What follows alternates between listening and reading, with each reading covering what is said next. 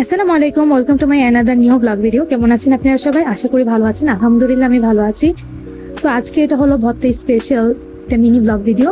তো সেদিনকে আমাদের বাসায় আমার বড় বোন ও আমার বড় বোনের একমাত্র ননাস জুলি আপু বেড়াতে এসেছিল। এটা হচ্ছে উনি আসার দ্বিতীয় দিন, আমাদের বাসায় এসে 3-4 দিন বেরিয়েছে। তো সেদিন রান্না করে 7-8 পদের ভর্তার আইটেম ছিল।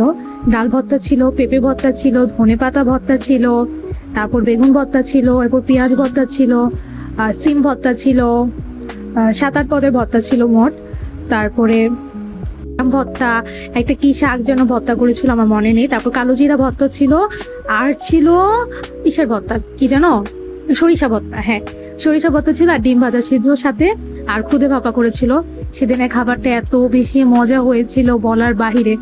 জুলি আপু তো বলেছিল যে নিহা তুই সকাল সকাল উঠবি, তরে নিয়া ভর্তা বানাবো।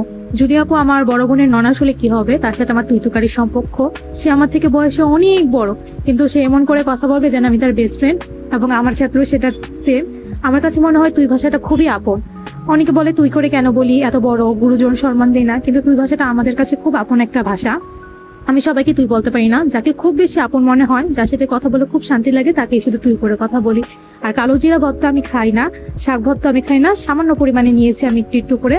প্রথমে ভর্তা আমি সব ভর্তা অল্প অল্প করে নিয়েছি, পরে খেয়ে যেটা বেশি মজা লেগেছে পরে আমি সেকেন্ড টাইম ওইটা আবার রিপিট করে নিয়েছি।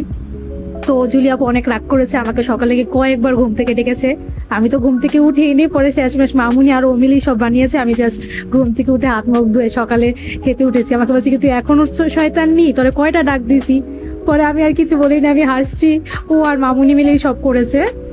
যাই হোক, খেতে এত বেশি মজা হয়েছিল।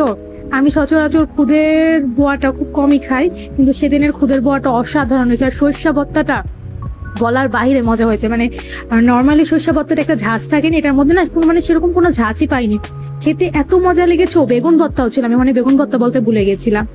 আজকের জন্য এতখানি। ভালো লেগে থাকলে লাইক কমেন্ট শেয়ার করে পাশে থাকবেন। দেখা হবে আবার অন্য কোনো নতুন ব্লগ ভিডিওতে। আল্লাহ হাফেজ।